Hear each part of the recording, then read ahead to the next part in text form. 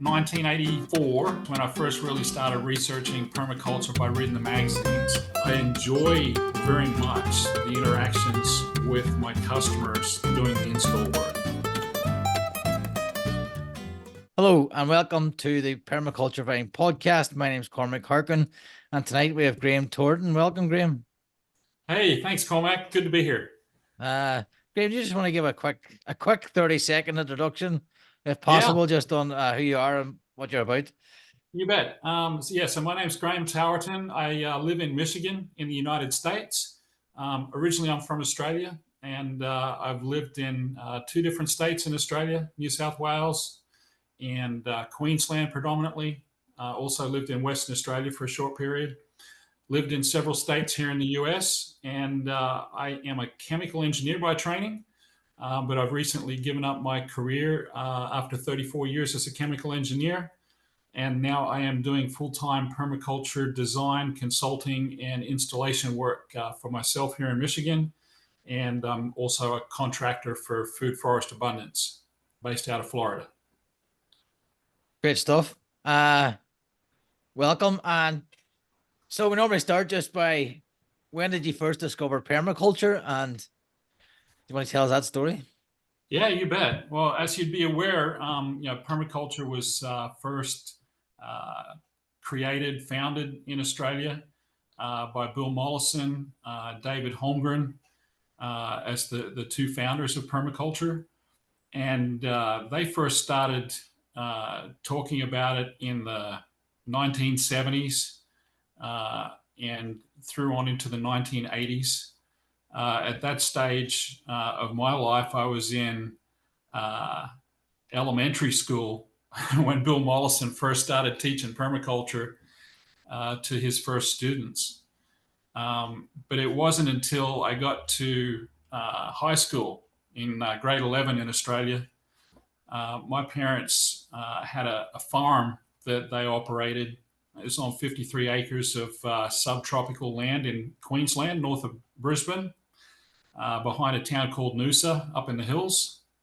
And we grew small crops, things like peppers or capsicum, as we call them in Australia, cantaloupes or rock melons, as we call them in Australia, beans, zucchini squash, all that kind of stuff, usually somewhere between 3 and 5 acres at a time, and plant that on the side of a hill that felt like it had a slope of 50%.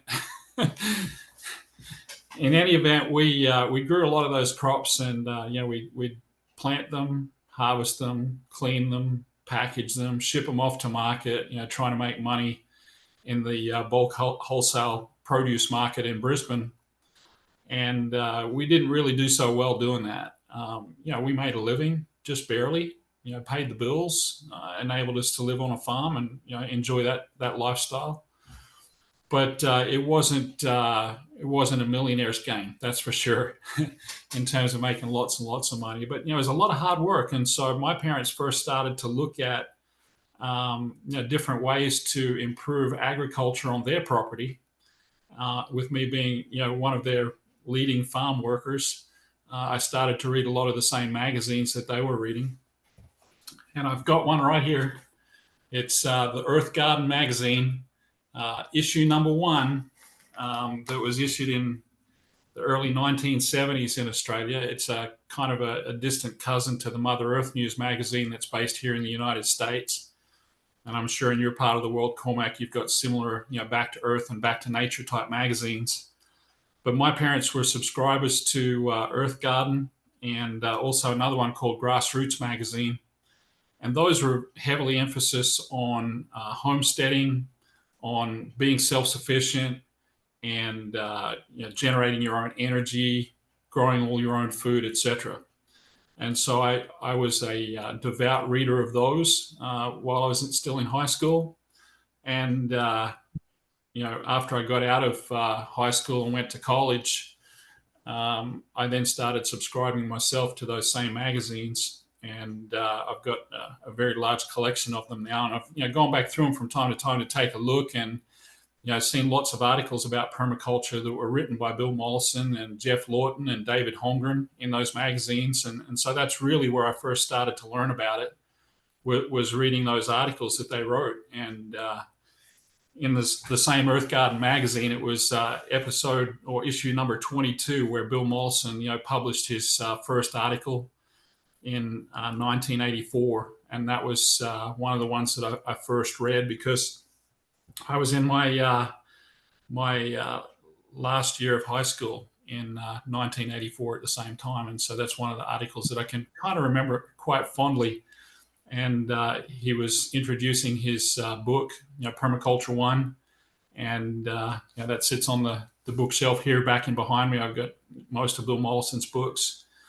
And so after reading through those articles, my parents learned from it and said, let's start planting some other stuff. So instead of just planting all of the annual crops that were taking so much labor, they started to then diversify into fruit trees. And so we started planting custard apples, tamarillos, avocados, all kinds of other, subtropical and tropical fruit trees that we could grow on our property, passion fruit vines, citrus trees, all that kind of stuff.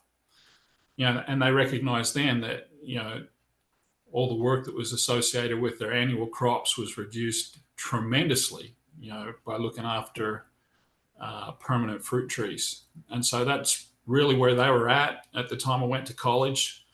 And I got to say, back in those days, this is obviously before the internet was even a little kid. The only way that you could read about permaculture was in magazines and go to the library, borrow the books and stuff. And, we didn't have access to a good library. So just those magazines is all I've had pretty much all the way through high school, college, and, after I left college to read about permaculture. So I didn't think permaculture at that time was going to be a career for anyone. And went to college. As I said, I got my chemical engineering degree. Went to work for the big oil companies. Shell in Sydney was where I started my career. And permaculture was not something, like I said, that I thought would be a career. So, I didn't envision doing any consulting work or anything else like that. I only ever used permaculture then in my own gardens and on my own farms, literally for the next 30 years. So living first in Sydney, on small suburban house lots, even on my rental property, places that I rented from other folks. I would always do some gardening and, plant more fruit trees and stuff like that if they'd let me do it. I was quite fortunate in most of the cases that places where I lived, where the owners would let me do that, because they could see the value in having some extra fruit trees and stuff on their property. And then we got our first property that we owned, myself and my wife, and I planted, I think a dozen fruit trees the first week that we moved in, just because I wanted to, without any kind of plan about where they should go, without any consideration about guilds or anything else. I just wanted to get them in the ground, because I knew that, the sooner you plant them, the quicker they get to growing and producing. And it wasn't probably more than 6 months after we moved into that property, Cormac, that my employer said, you're going to move all the way across to the west coast of Western Australia. And planting all of those fruit trees was for naught from my own perspective. But then I was fortunate enough to be able to purchase some land, and 5 acres of land on the ranges east of Perth in Western Australia was where we lived for a few years. And that's where I really first started to put in place a lot of permaculture practices, with the space available in a very, very dry climate where there's probably 6 to 10 inches of rainfall a year. That's where permaculture practices, for me, really first came into play, for trying to modify that land and improve the soil and be able to, create a lot of fruit trees and vegetables. Right. So you've been doing it a few years then? Yeah. Yeah. And is there, suppose then, how did you find getting onto the 5 acres? What was what was your approach there? Yeah, well, again, as I mentioned, Cormac, very, very low rainfall. And that rainfall, it seems like it would always show up in about 3 rainstorms every year. So, the first part, most fundamental, obviously, was the storage of water, or making sure I had water available, to cover my crops year round. And I can, recall that, you'd start getting the rainfall typically over winter, is when it would rain the most. You'd get a few, stray thunderstorms in the summertime that might deliver a little bit of rainfall, but most of the rain would come in the winter, and that's when the grass would all turn green and all the trees would turn green and flower and everything else. So that was actually one of my favorite parts of the year, was winter in Western Australia. I mean, it would hardly ever freeze at all, so you could still garden pretty much all year round. So, as I said, water was the most important aspect. So the first thing to do for me there was to start collecting, large quantities of rainfall. And I didn't have a lot of roof area. We lived in an old 1904 railway carriage from the West Australian Government Railway that had been converted into a little shack. And we lived in that, myself, my wife, and 3 kids, for a couple of years. Plus, But and it was a lot of fun. I mean, it was off grid. We had some solar cells. We had solar hot water. We had a wood stove to provide backup heat for the hot water and for cooking. We had a backup generator, a small wind turbine as well. So, we had all the experiences of living off grid there. And like I said, water was the most fundamental thing. We had to collect all of it that we needed for our household, for showers and baths and laundry and all the rest of it, plus also provide for the garden. So, as you can imagine, with a small amount of rainfall and not a lot of roof area to collect rainwater, the first thing I did was actually add some more roofing area on my property, and I built a huge big patio off the side of the railway carriage, so I could create another like 120, 140 square meters, call it 1,200, 1,400 square feet of surface area to collect more rainwater, and then put on a bigger rainwater storage tank so that I could store a large amount of water. When we moved there, we only had like 200 gallons, call it 800 liters of water storage off the railway carriage. We had no well. So I put in place that roof, and then put in place a 2,500 gallon rainwater storage tank, and that helped a lot to get us through all of the household needs.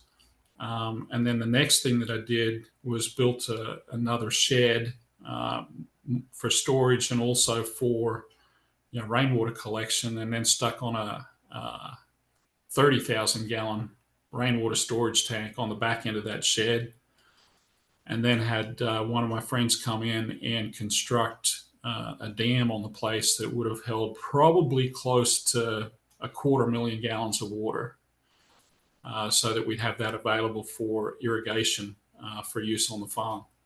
So that water infrastructure, putting in place, all of that storage, all that collection area, getting earthworks done so that I could create, some swales and drainage ditches to direct more water into the dam for storage. That's probably what I did mostly for 2 years on that property, was to develop all of that water collection infrastructure. And once that was done, we found ourselves in a good position. I did get a well drilled that we could operate with a very small air-driven well pump that would produce maybe 500 liters a day of water. But that was inexpensive, to construct, and it worked. And it was, our backup for water supply in between the gaps in between the rainstorms. So, that's, like I said, what we did pretty much for 2 years, was just focus on water. But once that was done, then we were able to plant almost to our heart's content. So then after, developing lots of raised bed gardens, and I did a lot of terracing. It was a fairly steep property. So a lot of rock retaining walls and gardens in behind those. And then we started planting lots and lots of vegetables. So by this, space of 3 years, we got to the point where we could grow most of our annual vegetables, and be self-sufficient for those. And then once I got that done, that's when I really started focusing on planting then all of the fruit trees, the perennials. And how long So, were you there for then? yeah, a total of about 4 years. Right. So as soon as you got established, you had to leave. Yeah. And funnily enough, so one of my other friends, I was chatting with online the other evening, I actually showed her that property where it was located, and after I'd sold it, the people who went in and purchased it had actually built a huge big house on there as well. But all of the other stuff that I put in place had all been left there, and they just added to it. So with the ability these days to see everything online with aerial photography, I was really quite happy to take a look at that property, literally 5 nights ago, and see that they continue to look after all the stuff that I put in place. Oh, great So stuff. yeah, Yeah. that was satisfying, and that's the attitude I've always taken, Cormac, is that you know with my career and moving around a lot, myself and my wife, we've been married for 34 years, and we've moved like 30 times in 34 years. And I've always just made the decision that I'm going to plant stuff anyway. Because the chances are, if I stay, I get to use it. If I don't, somebody else does. Yeah. Now we'll not go through all 30 properties. We could be here a while. So do you want to skip right to your current property? And, Yeah. Yeah, and this is probably I say probably our forever place. We've been here 8 years now. So after I tell you that we've moved around so much, 8 years is a long time for us to be in one place. We did have a stint in California for 2 years. We've owned the property for 10. We've been on it for 8. And I've done a lot of work here. So again, stepping back to when I first came here, this property, the house that I'm in right now, the house was built in 1850. So it's one of the first homes that was ever built in this area. It's on a quarter section, a quarter square mile of land that surrounds me. But the folks that owned it separated off all of the farmland and sold it to a neighboring farmer. Sold me the house and the dairy barns and 2.3 acres of land. And so what I was faced with when I came here was not having access to like all the farmland and any significant acreage. And most of my land sits either underneath a concrete slab or underneath the building because I've got lots and lots of buildings around my home. So I started out first just by taking over an area of land on the west side of my property that gets plenty of sunshine. And it was literally horse pasture to start with. And so my first job was just trying to get some annual vegetables planted. We moved here kind of in late spring, and I really just wanted to try to get some vegetables growing just so I could, have some food, from our own garden. So I didn't really do any major like permaculture activities for that first year in 2014. And then in 2015 is where I went gangbusters on trying to put more permaculture stuff in place, more fruit trees, perennial plants, flowers, that kind of stuff. So it's 2015 that I really started. What is my favorite activity to do in the fall is to go around the community and pick up all of the bagged leaves that people sweep up off their lawns, drag them back to my place, and then spread them out as a mulch to kill all the grass, that I want to take over for my gardens. And on and off over the last 10 years, I've done that probably 4 or 5 times now, where I've gone around and collected 300 or 400 bags of leaves, brought them back, spread them, 12 to 18 inches deep across my land, and let them sit there all through the winter. And what that does for me is it kills all the grass first and all the weeds if I don't want to have the weeds growing. It insulates the soil so it never really freezes. And, the temperatures here can get down into the minus 20 centigrade quite comfortably in the wintertime in February. So if my soil doesn't freeze, then I'm able to, obviously go into the ground earlier in the springtime because, I can dig the soil. So there's been occasions where I've literally just raked back those leaves and planted potatoes or planted peas in the soil right underneath it in as early as late March or early April.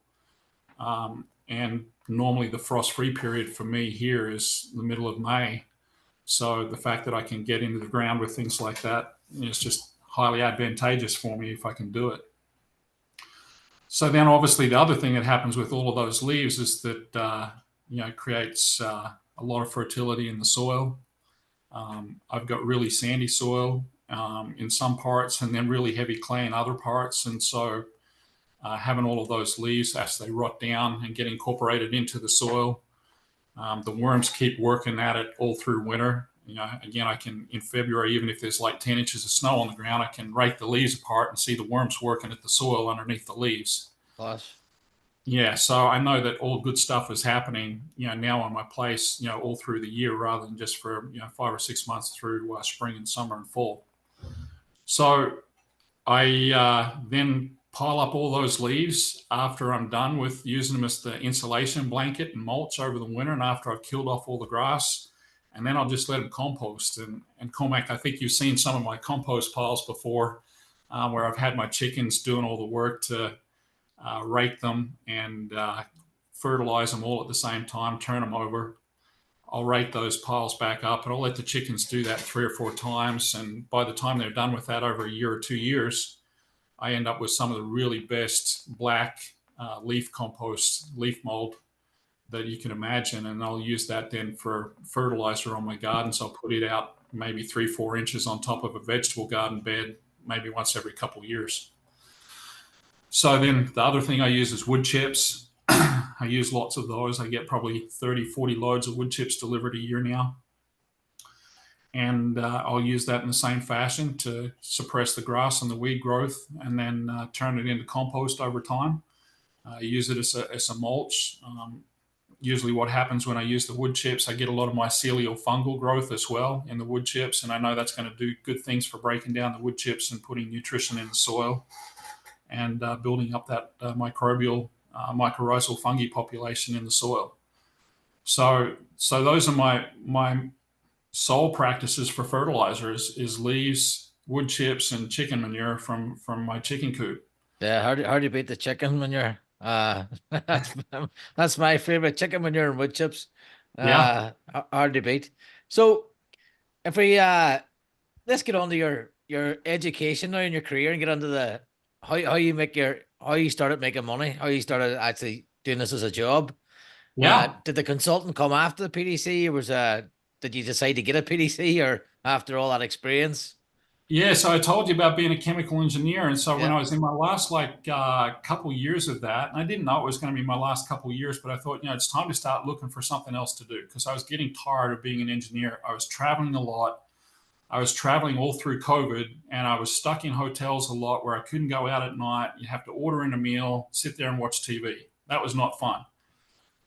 It just so happened I'd subscribed to Geoff Lawton's Discover Permaculture email, and he announced that he was going to have an online PDC available. So COVID affected him the same way. He couldn't do the in-person courses anymore, and he'd already created an online course. And so I saw that, and I'd always wanted to go back to Australia and do Geoff's course. Never could afford it. I've got myself, my wife, we have 6 kids. And, if I did the math on that, every single time it would cost me something like $20,000 just for the airfares to get back to Australia. And then I'd have to stay for 4 or 5 weeks, catch up with my family, travel all over. I'm thinking it's $50,000 to do my permaculture course with Geoff Lawton, right? And the course itself might have been, I think, $3,000 or $4,000, and all the rest of it's travel and meals and accommodation for the family. So when I saw him advertise it online for $1,400, I think it took me about 30 seconds to whip out my credit card and book my position on that course. So I literally completed that course on nights and weekends while I was an engineer, while I was still traveling, staying in the hotels. I got my Permaculture Design Certificate course done with Geoff Lawton through his online course in 2021. And so that was October of 2021. And then one of the people who was on that course, more in a capacity as somebody who'd done it before and was like going to become one of the teaching assistants for the course, contacted me and said maybe I might want to contract to do work for Food Forest Abundance. And it wasn't just myself, but several other folks that were on that same course. We all got hit up by this one lady, Crystal, all at the same time to see if we wanted to come and do contract design work for Food Forest Abundance. And I did. So it was January of 2022 that I contracted with Food Forest Abundance. So I've just gone through 2 years with them now. And during that time, I've had just incredible fun doing lots of designs, literally all over 4 countries. I've done consulting work, with online consultations in 16 different countries, probably 300 or more different people that I've spoken to for consultations, and probably completed now, I think I'm getting close to 65 or 70 designs in 2 years. So I did that for 6 months part-time. And again, while I was still working, and then I was enjoying it so much that I thought, okay, this is now my second career. And, from that time, from January through to June of 2022, I was trying to work out how I could make it work financially. So, with some good circumstances, my career as a chemical engineer paid me very well. So I was able to save up a good amount of money to put in the bank so I could use it to cover a transition from one career to the next. And that worked. And then I was able to get enough design work, where if I completed, a couple or 3 or 4 designs every month, that would be enough to pay the bills for my family, given that we've paid for our home, paid for our car, didn't have any, substantial debts that I needed to pay. That and the savings, like I said, allowed me to make that transition from part-time to full-time permaculture work. And so now I've had 18 months of full-time work, doing design work for Food Forest Abundance primarily, and I've been able to feed my family with it for that whole entire time. Sometimes there's been some dry spots. But like I said, the savings has helped, and not only am I doing that design work and consulting work with Food Forest Abundance, but I'm obviously trying to continue to develop my own property, and there's a lot of work that I'm doing here as well in parallel, which soaks up some of the money that I make from Food Forest Abundance design work. Great stuff. So you, from my calculations, there you had about 40 years experience before you done the PDC. Quite possibly a unique situation. Yeah, I mean, I look back at it, and the experience, let's say. Well, let's say 38 years in. Yeah, So exactly. what I was going to ask is, when you done the PDC, was there anything that stood out that you thought, wow, I sort of missed that, and there was anything that was really sort of you'd been doing and you didn't actually notice? Or you didn't Yeah, actually know what was absolutely. Yeah, definitely. The first thing that stood out to me was just the actual importance of doing a design. I'd never done one before. And right? so everything that I'd ever done was just by more gut instinct and good feelings than anything else, without really having any kind of plan for where I was going to put stuff. I knew about companion planting. I knew about guilds. I'd read enough about, permaculture to understand those concepts, and I'd applied a lot of them.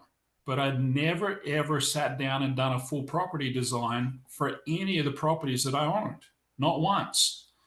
And so when I went through the permaculture course, for Geoff Lawton, and I had to do the full design exercise, I'm like, oh my gosh, I've actually got to think about this and then decide, okay, where am I going to put things? I did my own property here in Michigan as the basis for that design. And I learned a lot about my own property that I hadn't learned in the 6 years that we lived here prior to that. So I literally had to sit down and think about all of the different things that were on my property, where they were placed, were those things ideal? Did I have the right access ways to get to all the things that I needed to? And so, that was the very big realization for me, was the necessity of doing a design if you're going to then really apply good permaculture principles, it starts with that design work. Like I said, I'd never done one. And so once I was forced to do it by the necessity of the course, I learned a lot about design work that I never knew before. Right. So you were able to do the elements all themselves, but then it's just putting that big piece together. Correct. Yeah. And one of the exercises that was part of doing that design course that I really appreciated, there were two aspects of some of the exercises that Geoff had. One was the journaling that he asked you to do, where you'd go and sit in the same spot at different times through the year and journal your observations for that particular location. So I learned a lot about my property through that. And then the next thing I learned, we had to inventory all the plants on my property. And I documented over 140 different species of plants on my 2.3 acres. And I didn't know what half of them were. And then when I learned about what those half were, I found that probably 85, 90% of all my plants either were edible or had medicinal uses or some other benefit for the soil. And so I was blessed with an abundance of, call it permaculture plants on my property to start with. Didn't really know it until I actually went through that inventory process. Yeah. No, that's interesting that the design process. And then I can't remember if we did the plant because I graduated a month after you and started Yeah. FFA the same month. Yeah. But I was in the 2019 class. Yep. Took me a year extra. Yeah, there's a lot of people took a longer time, and what I learned through that course is not everybody's doing it to become a consultant. There's a lot of people who are doing the course so that they could just do a better job of designing permaculture with their own property and applying the principles better. So that's a choice. Not everybody does it so that they can do it for a business purpose. But once I learned that inventory of plants, I'm like, okay, now I want to add to it. So I worked out that probably of all the plants that I had on my property at the time, maybe 15% were ones that I brought to the place and needed to do more than that. So I'm now adding a lot more. I've been fortunate to acquire another 4.6 acres of land immediately adjacent to the 2.3 that I started with, and was also fortunate that the folks that acquired all of the property, they're building a solar farm and it's completed now, Cormac, around me for 140 some acres, but they had cover cropped all of the land with clovers and all kinds of native grasses and everything. So the 4.6 acres that I've just acquired has already been cover cropped and is already demonstrating, a lot of good benefits within the soil just because of that cover cropping that those folks did.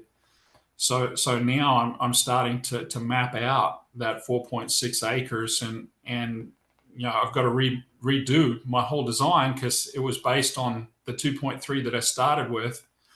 And just to give you an example of some of the different impacts, I was somewhat landlocked, with the 2.3 acres. It was keyholed into the land around it.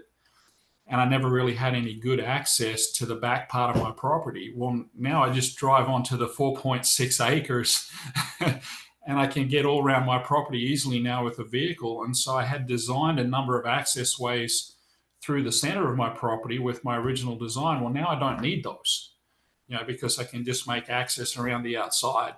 So I'm modifying my design for my property.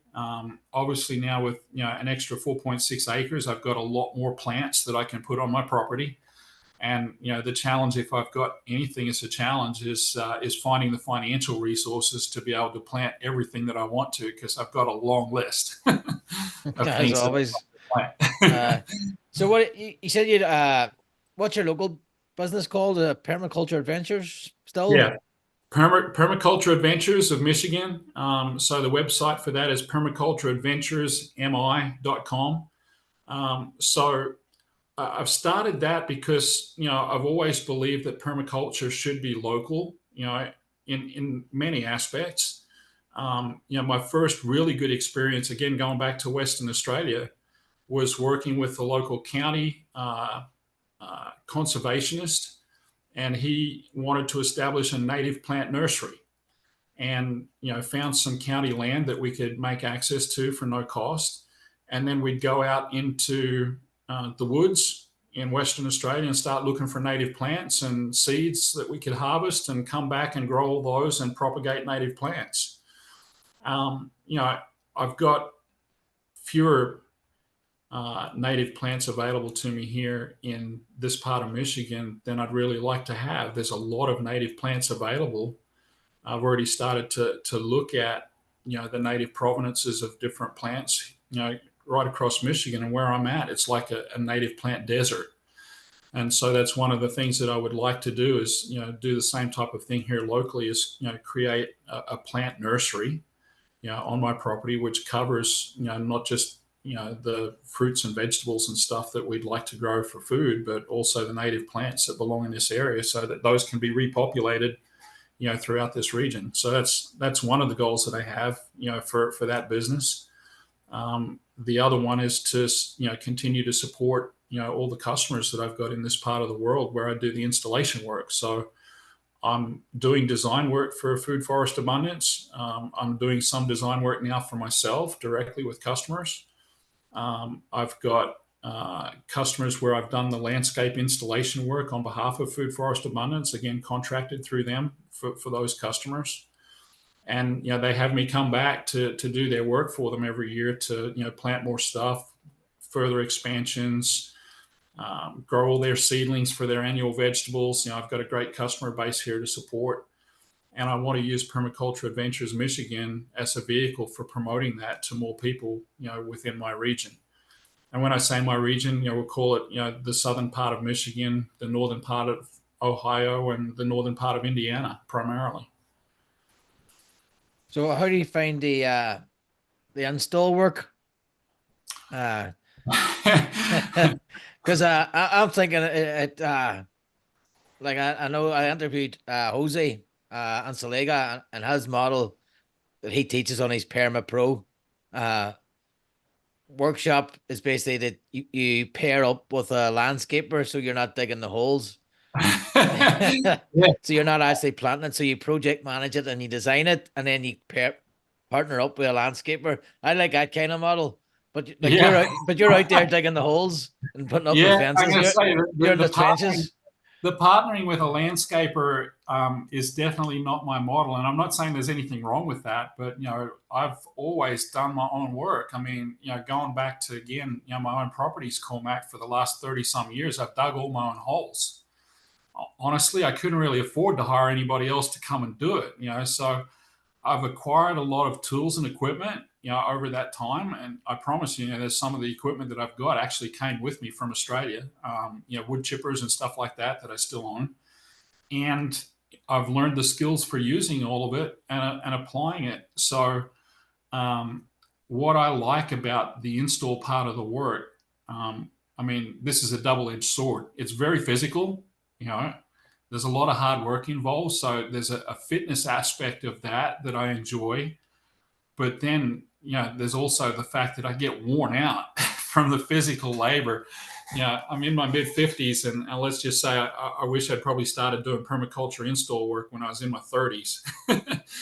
But in any event, I enjoy very much the interactions with my customers doing the install work. If I was just doing the project management part of it and not digging the holes, I might see or have them perceive that I'm maybe not necessary for the work to be done. When I'm digging the holes, pouring the concrete, putting fence posts in place, and planting all the trees, they can see me physically doing the work. They know that I'm essential to the task, and they enjoy me being there, not just because I'm doing the work, but I'm also providing them with education at the same time. So at least 3 of my 5 customers here in Michigan that I've worked with have valued me for the education that I'm providing to them and their families as a permaculture designer. They're learning from me while I'm planting, while I'm digging holes. They'll be asking me questions. Well, why are you putting that there? And we'll talk about guilds. The thing that literally made me realize it was all worth it was when the 9-year-old daughter of one of my customers, asked me to just wait a little while, and she went inside, and then she came back and she had hand-drawn flowers and put a message on there: "Mr. Graham, thank you for making our food forest." Oh, very And nice. I'm like, I'll keep that for the rest of my life. And that was a pretty miserable day from a work perspective. It was raining and foggy and misty and everything. I can't tell you how much it made my day at the end of the day to get that and a bag of candy from this young lady. So for me, that education part of it is really important. So the install part of my business is a vehicle for me to spend time with my customers to do the education part, which they appreciate. Great stuff. And what's on the horizon for yourself? Any big plans, or just keep at it, more the same? Yeah, I'd say more of the same. Obviously with the 4.6 acres that I mentioned, there's a lot of work to be done there. And so that's, literally enough to keep me busy for the rest of my life. I do want to develop it into a market garden. So not just from a permaculture perspective, but, going back to the produce, with the annual vegetables, so that I can create that additional source of income. So I'm studying a lot about market gardening from people like Jean-Martin Fortier up in Canada, who's world renowned for market gardening. I've got a lot of work to do there yet. Planting 1,000 asparagus plants in spring, for instance, which is coming up here in a couple months. A perennial vegetable that grows well here in Michigan, and I hope to turn that into a future part of my market garden sales. So there's that, is the market gardening. I'm going to continue to do design work for Food Forest Abundance. I'm in a position now with them over 2 years where I've been one of their design team leaders. I'm now one of their sales managers, and so I'm now working on some of the bigger projects for them, where I'm writing the sales proposals for the company to do all the design work on very large scale projects. And I'd like to see some of those come to fruition. Some of them are 1,400, 1,500 acres. Wow. And, those are very, very large scale opportunities. And that creates an opportunity for me, all the rest of the designers, and Food Forest Abundance to put itself on the map, so to speak. So I absolutely still want to be a part of that. Um, as I mentioned, with my own business here locally, trying to develop permaculture within, call it 100 miles of my place. So it becomes well known that I'm here to do it. I've actually already learned that there's a permaculture facility over at the Catholic college about 7 miles from my house. I visited with those folks, and we've got a lot of work that we could do together to collaborate on the educational aspects within the local region. So I'll be doing that for sure, and then continue to see where that takes me. I mean, I've got the desire to have a nice customer base of maybe 10 or 12 customers where I do the repeat service work for their properties, and continue that install part of the business, for the future, and not just for me, but for my kids that are growing up, so that I can give them some opportunities as well. Great stuff. And finally, any advice for someone looking to get into the design install side of things? So somebody in their 30s, maybe, Yeah. who's just graduated with a PDC, how would they approach getting into the design and install game? Yeah, well, so I think the biggest part of it is understanding that that exists. I mean, it's not just design work. I see, folks that graduate and just want to do design work. I see some folks that graduate and just want to do the install part of it. They want to build things, and I think understanding that there's multiple facets to the business opportunity for a permaculture design course graduate: design work, consulting work, installation work, education, ongoing service and support, gives you a lot of different opportunities. In my case, I've got my own property, so that provides me with a lot of opportunities to be reaching out into the community. And whether you're on a house lot in suburban Minneapolis, or you're sitting on 1,500 acres in Colorado, you've got that opportunity to demonstrate permaculture, within your community, and promote it. So, some folks could see that as a career path, is just providing the education and the outreach in the community, and giving tours, these days for folks is a way, to literally make money showing people, your property. or turning it into bed and breakfast opportunities where people can come and learn permaculture and stay on your property if you've got a larger space to do that. So my advice to the folks that are graduating, recognize that there's multiple facets of how you can make income. It doesn't just have to be one thing. Hook up with other designers, to mentor you. I've had that opportunity now on probably 4 or 5 different occasions, with designers that have joined Food Forest Abundance to mentor them as they start their career doing permaculture design work. That's very fulfilling for me. And it helps, those new people to understand, what I can do, and they can learn from it and create new skills for themselves. So I'd certainly advise, the PDC graduates, the first thing you should do is start to network with others and find yourself a good mentor to work with. And do Vine Permaculture's PDCD Pro course. That's absolutely essential. I take that for granted. Yeah, and learn digital design and technology. Yeah, so that's basically the big part.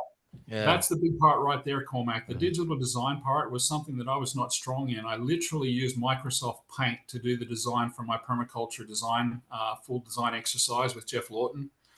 And so I had to learn, 2 new packages of software from a design perspective in order to be effective in doing the design work. That's a skill set that I've now got.